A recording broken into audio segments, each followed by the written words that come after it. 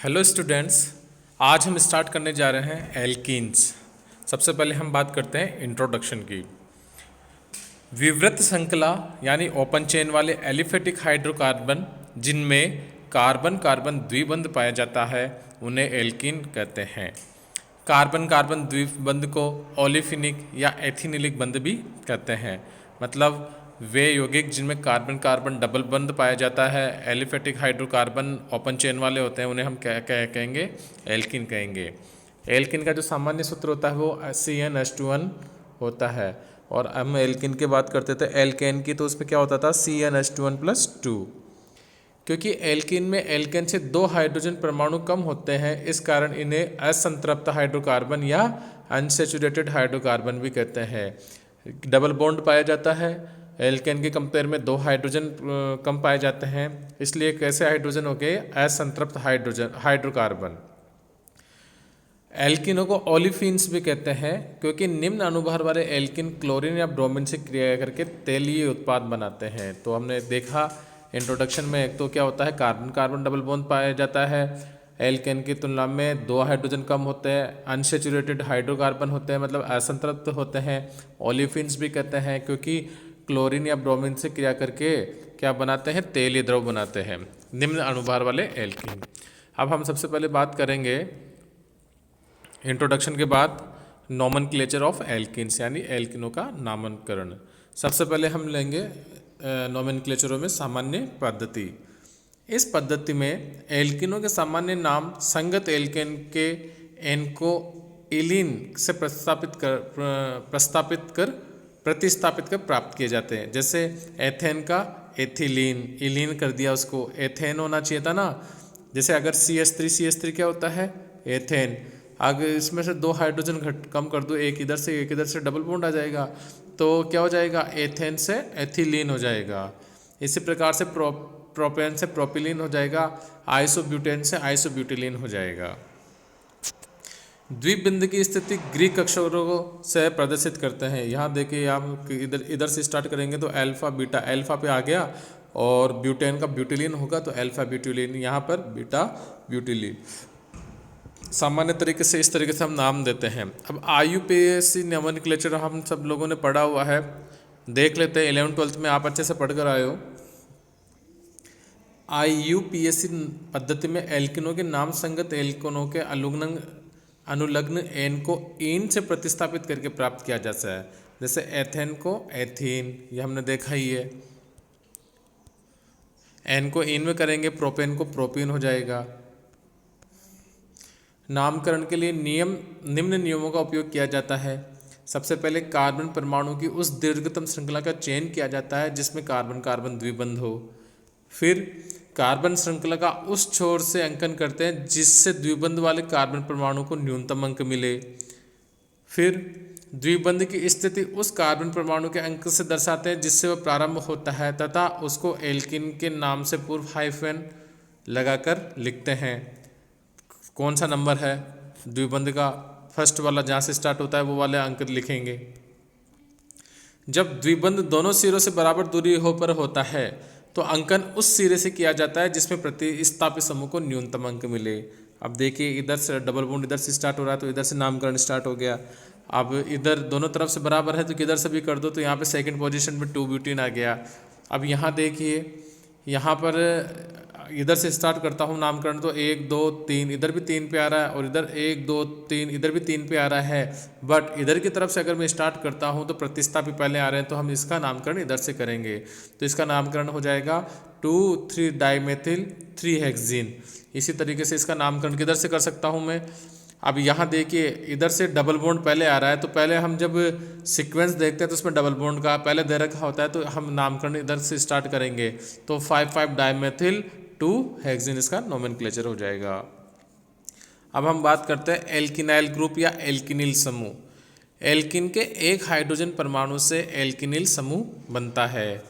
इस तरीके से अगर हम एथेन से निकाल लेते तो एथिनिलीन बन जाएगा, प्रोपिन से निकाल लेंगे तो प्रोपिनिल बन जाएगा। इस तरीके से एल्किनिल समूह बनता है। IUPAC पद्धति के अनुसार एल्किनिल समूह का नाम संगत एल्किन के अंतिम ई को यल से प्रतिस्थापित कर प्राप्त किया जा सकता है। जैसे ये एथीन था तो इसका क्या हो जाएगा एथिनिलीन, एथिनील। प्रोपीन था तो प्रोपिनील हो जाएगा, ब्यूटेन था तो ब्यूटिनिल हो जाएगा। दो एल्किनिल समूह सामान्य नाम से ही उपयोग में लिए जाते हैं, ये आप लोगों को याद करना है हमेशा। ये रूट नेम हम बोल सकते हैं इसको, ये हमेशा इसी तरह से लिए जाएंगे। इसको हम वाइनिल बोलेंगे, एथिनिल को क्या बोलेंगे हम वाइनिल समूह, और जो ये प्रोपिनिल समूह था उसको हम क्या बोलेंगे एलिल समूह। अब हम बात करते हैं संरचना, एथिलीन की आणविक संरचना।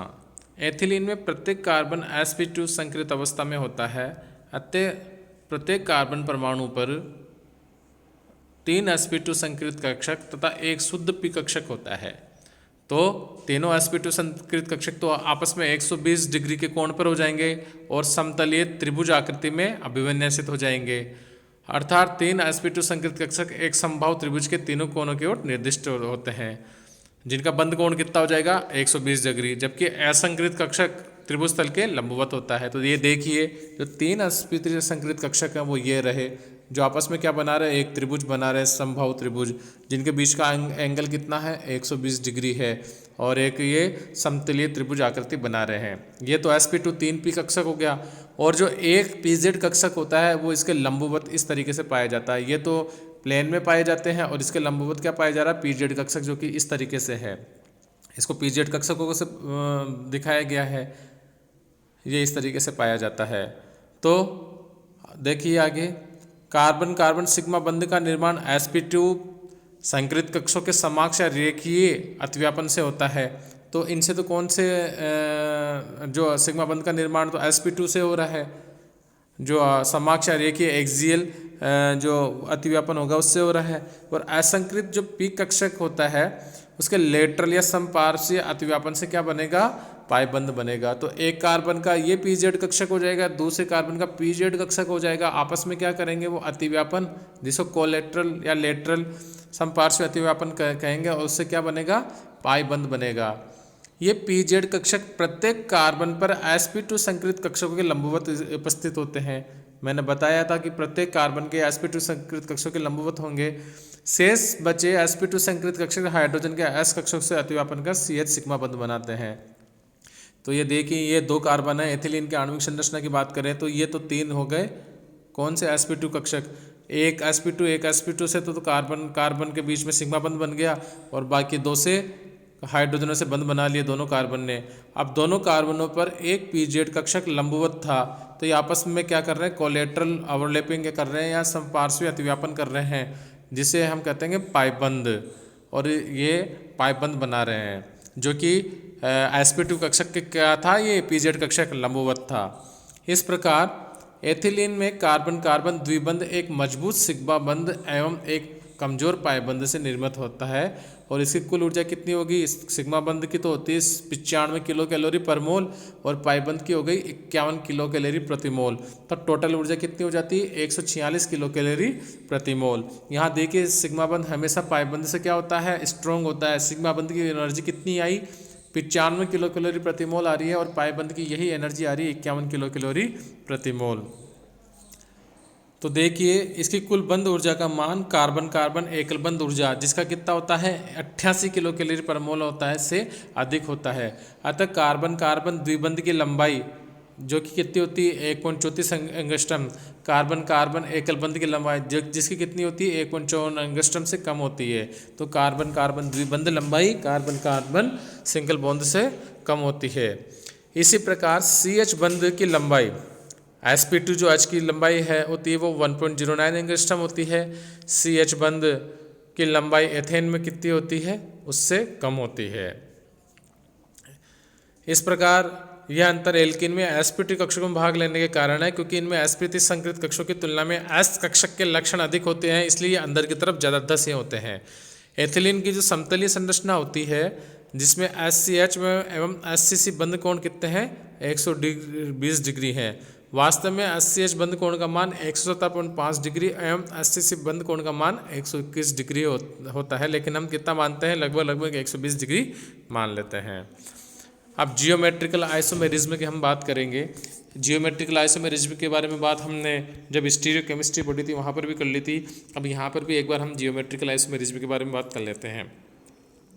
कार्बन कार्बन एकल बंध के विपरीत कार्बन कार्बन द्विबंध में मुक्त घूर्णन या फ्री रोटेशन नहीं पाया जाता है।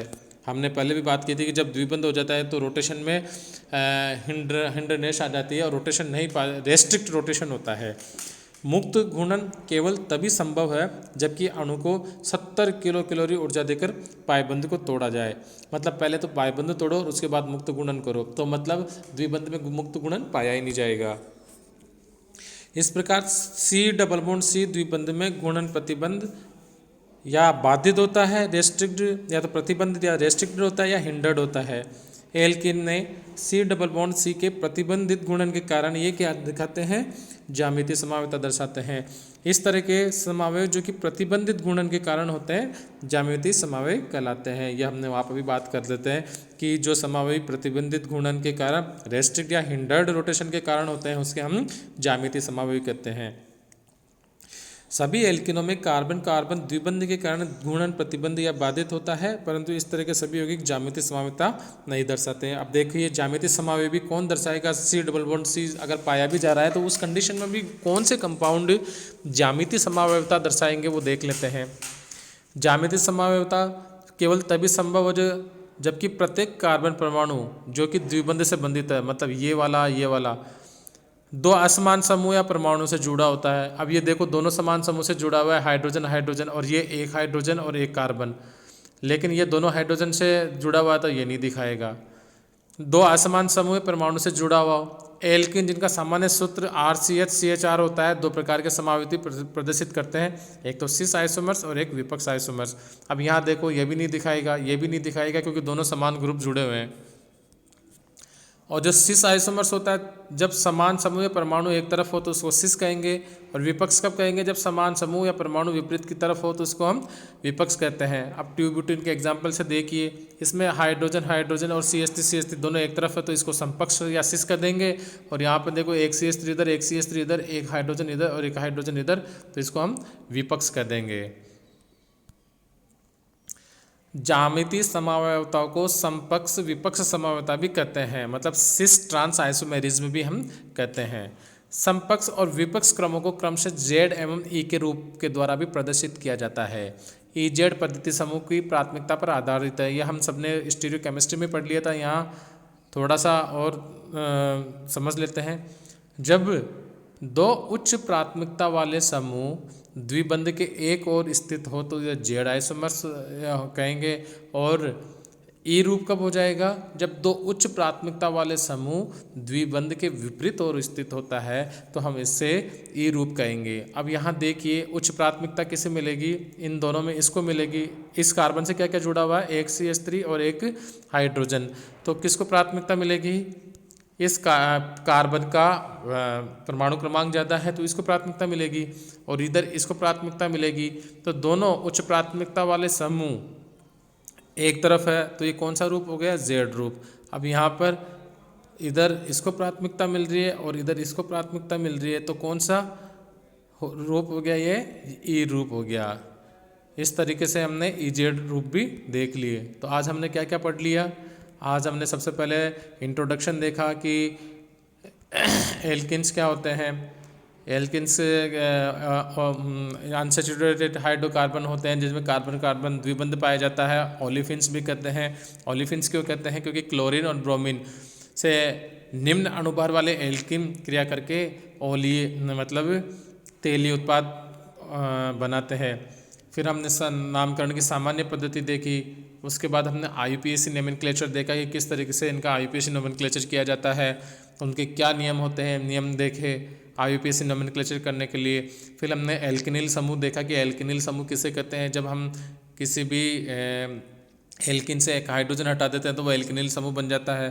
फिर हमने 2 एल्किनिल समूह के बारे में बात की कि उनको इसी तरीके से लिखा बोला जाता है, जिसमें एक तो वाइनिल समूह था और एक एलिल समूह था। फिर हमने एथिनिल की संरचना देखी, हमने देखा कि 3 तो sp2 हाइब्रिड ऑर्बिटल होते हैं जो कि प्लेन में रहते हैं और समतलीय त्रिभुज आकृति में अभिविन्यासित होते हैं, और एक जो पी कक्षक है वो इस तल के लंबवत हो पाया जाता है। तो ये 3 sp2 कक्षक तो सिग्मा बंध बनाते हैं, एक sp2 कक्षक तो दूसरे कार्बन के sp2 कक्षक से अतिव्यापन करके सिग्मा बंध बनाएगा, और 2 sp2 कक्षक 2 हाइड्रोजन से अतिव्यापन करके, या एथीन की बात करें हम उस कंडीशन में 2 हाइड्रोजन से अतिव्यापन करके सिग्मा बंध बनाएगा। और जो एथीन के दोनों पीजेड कक्षक जो कि sp2 कक्षक के लंबवत थे आपस में कोलेट्रल ओवरलैपिंग करेंगे और पाई बंध बनाएंगे। और जो इसके बीच में जो बॉन्ड एंगल था वो हमने देखा तो कि वो जो बॉन्ड एंगल था वो कितना था, 120 डिग्री, और जो द्विबंध की जो एनर्जी होती है वो 146 किलो कैलोरी पर मोल होती है, और कार्बन कार्बन एकल बंध की तुलना में अधिक होती है, अधिक मजबूत बंध होता है। कार्बन कार्बन जो द्विबंध की लंबाई होती है वो कार्बन कार्बन एकल बंध की लंबाई से कम होती है। कार्बन कार्बन द्विबंध की लंबाई तो 1.34 एंगस्ट्रम हो गई, और कार्बन कार्बन एकल बंध की लंबाई 1.54 एंगस्ट्रम हो गई। इस तरीके से हमने इसकी आणविक संरचना के बारे में बात करी। और उसके बाद हमने जियोमेट्रिकल आइसोमेरिज्म की बात करी कि कौन से कंपाउंड्स जियोमेट्रिकल आइसोमेरिज्म देंगे सी डबल बॉन्ड सी होने के बाद भी। फिर हमने देखा कि समपक्ष और विपक्ष 2 प्रकार के आइसोमर होते हैं, और उसको भी हम ई और जेड रूप में बांट सकते हैं। इस तरीके से आज हमने नोमेनक्लेचर और आइसोमेरिज्म के बारे में बात कर ली। आज के लिए इतना ही, धन्यवाद।